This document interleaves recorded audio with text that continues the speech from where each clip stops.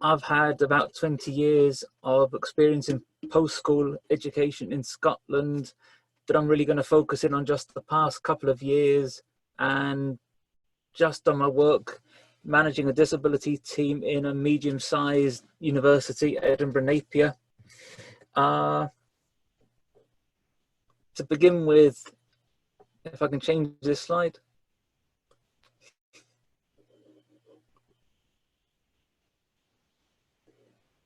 Bear with me. That's okay. So it can just act up a little bit. So is that menu appearing with the forward button, is it? Great, perfect. I'll get there. Bear with me.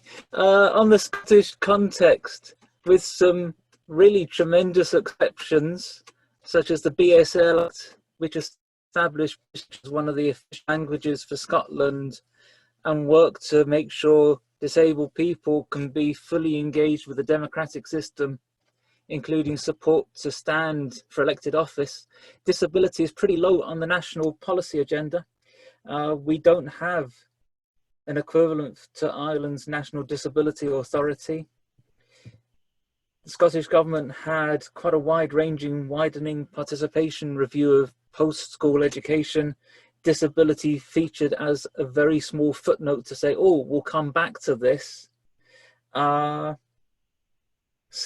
our student funding body, has a Disabled Students Allowance, which provides additional funding to eligible students, but it's a heavily bureaucratic and medicalized model that's been under review for years.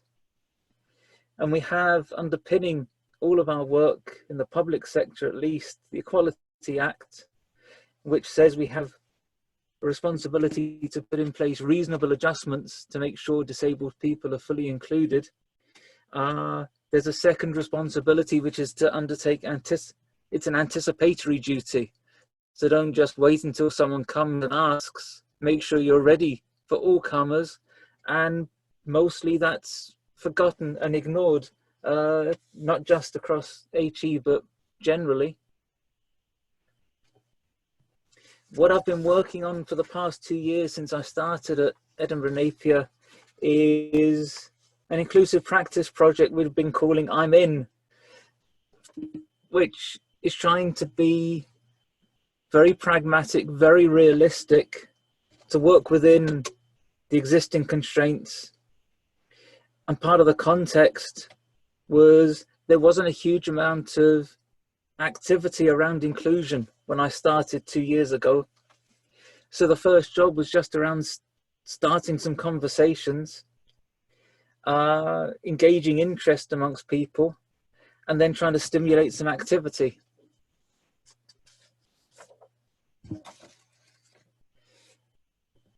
And I usually try and fight shy of theory and jargon, but actually finally submitted and accepted this notion of a theory of change model, which is about where we are, where we want to get to, and a realistic route from here to there. This is partly based on my previous experience of attempting a similar sort of project at another university I used to work at, and we did great stuff for 2 years. The project ended and you thought, oh, not much of that stuck. So part of the sort of underpinning principles that I built into my theory of change model here was no one reads policies. There are no magic levers. Not everyone finds this interesting. It might be what I'm paid to find interesting, but that's my role only. And a lack of action from across the university might mean a lack of knowledge and skills to work better and a lack of confidence. And if no one's been that interested or engaged so far, we need to provide people with good reasons and support to become interested and engaged now. So what are we doing to support people? And there are no black hats and no white hats. If you're of a certain age and you grew up watching cowboy films, the baddies all wore black hats. There's no one who's out there wearing a black hat at my university who's really terrible and ill-spirited. And there are no white hats, including me. We're all in this together, trying to muddle our best way through. One of the things we did do quite early on in the project, which links back into last week's webinar, was appoint a disabled student engagement worker. And the top line of the job description is pretty much just go out and chat with disabled students. Lecturers will have their own professional working relationship with their students, underpinned by the fact that at the end of the day, their students, which can skew the type of conversation that's possible sometimes. Me and my colleagues in the disability team have our working relationship, which can often be fairly transactional because we're trying to engage with the student, identify what benefits they can bring themselves to their studies and what support they might need us to help provide. And a lot of the time it's working against the clock.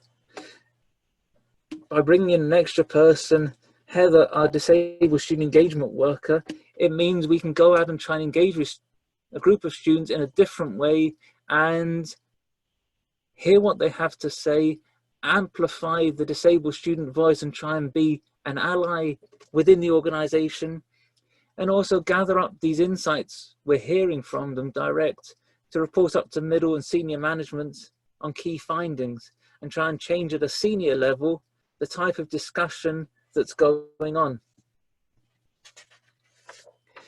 So year one of the I'm in Inclusive Practice project was really bottom up. We launched with an open space event with an open invite to all staff and students and external disability agencies to try and generate a basic agenda. What really matters? What are people's concerns? And then we were pretty opportunistic in the first year. So as soon as anybody expressed the slightest interest, we pounced and we covered a decent amount of ground, including looking at exams, including updating accessible templates for papers, processes for producing alternative formats. We looked at student induction, running workshops for staff involved in planning their subject areas, inductions for new students, to consider how inclusive their plans were and to help them plan improvements. We reviewed academic regulations to think to what extent they supported inclusive practice. And we began to introduce this concept of universal design. And then in year two, we've been looking at retention and trying to work with staff to identify the programs with the biggest gap between disabled students and the coverage. We've been trying to work with some subjects to try and co-design with them their lecturers' CPD to map out training needs and how best to meet them. We've been working with the states to think about easy wins in building in access and inclusion to forward capital spending plans, and trying to persist with a program of mainstreaming the most common reasonable adjustments that me and my colleagues write into student support plans. And each year the plan is we'll mainstream and make automatic the most common three, and each year engage with staff on the next set of adjustments. And in year three, well, year three was meant to be a little bit more top-down, recruiting inclusion champions in each subject area, updates to academic regulations, and the past 3 months have changed all of that. So it might be about trying to design for the 20% of our, which is our disabled population, to meet the needs by default of the 80%. Or it might be finding that as our world changes and there are lots of priorities and lots of urgent actions required to get ourselves ready just for September, is trying to continue to assert that inclusion and access remain a priority. So I hear a tinging of a glass in the background. That is me. So if I come back. John, thanks so much. John, you've kind of mentioned a few things there that have kind of really stood out for me. So, Jonathan, sorry, I just had to turn off your camera because the audio was just Ah, kind of going a sorry. little bit astray. So actually, it really kind of kept the audio intact there, which was brilliant. So I can put the video back on anyway. Um, so I think I've just sent you a message to put back the Yeah. video on. Okay, Perfect. Yeah. there we go. John, you've mentioned it. That was that a specific role, that disabled student engagement worker? Is that and that's specific to your own institution? Is it where you work? So in my previous job at one of our regional further education colleges, it was one of our innovations there with the student association had its own engagement worker, and it changed everything. So as I moved to this new Wow. role, I wanted to bring that notion with us. Wow. So I can boast on behalf of Fife College. Really, it was instrumental in changing pretty much everything the student association did, and Yeah. gave it leverage over senior management, which was great. So trying to learn from that experience and do it again. That, I mean, that what you're saying just makes so much sense. Like when it's one person who has that dedicated role, that they can really like make it kind of a huge kind of a investment then for the students when it's one person kind of looking at that whole student experience. And as you said, I think you mentioned about how that person then could inform maybe upper management people about, significant changes then to improve that student experience. I mean, that's amazing. Yeah. And just even in terms of the inclusion champions, again, I mean, it's great to hear that, as well as like UDL being embedded in the institution, getting that word out and that interest is amazing. So what I might do, I might just bring Christine in, because I'm sure there's a few questions about that. Yeah. So I shall just turn off my audio and stuff. Okay. Thank you so much, Jonathan. That was really, really great. So I think we have one question here from Vivian Ratz about the student engagement worker as well. So a lot of interest in the student engagement worker today. So he just said it's a really sounding interesting program. But he was just wondering, would it not be better to encourage and facilitate students themselves to bring the issues forward to senior management? Yes, but I don't think we have that sort of student body ready or willing to engage that way. Some universities benefit from a really strong vocal student association. Our student association is great in many ways, but not necessarily that way.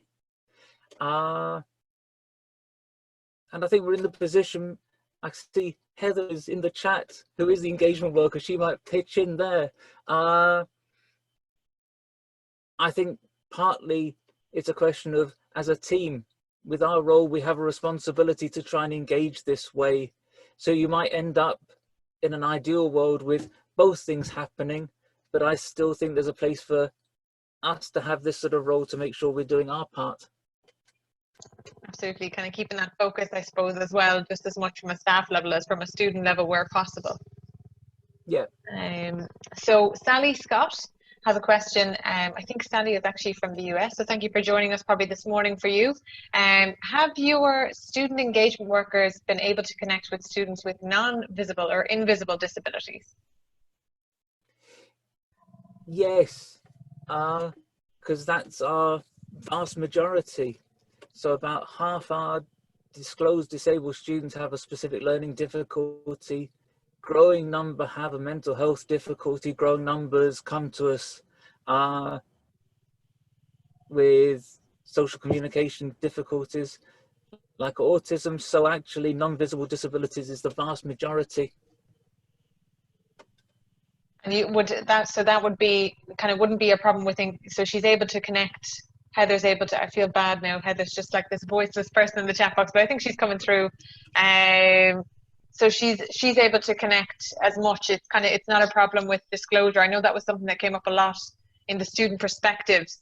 That was a big issue for some of the students on the panel last week, where they were kind of saying the biggest problem is when you have an invisible disability and you need to tell your lecturer, that you've got a difficulty with their content for one reason or another. And that's the biggest hurdle for them, is that disclosure piece. But that's fantastic that you guys are working kind of with kind of all types, including kind of people with invisible disabilities. Thank you so much, Jonathan. Thank you. Brilliant. Jonathan, thank you so much.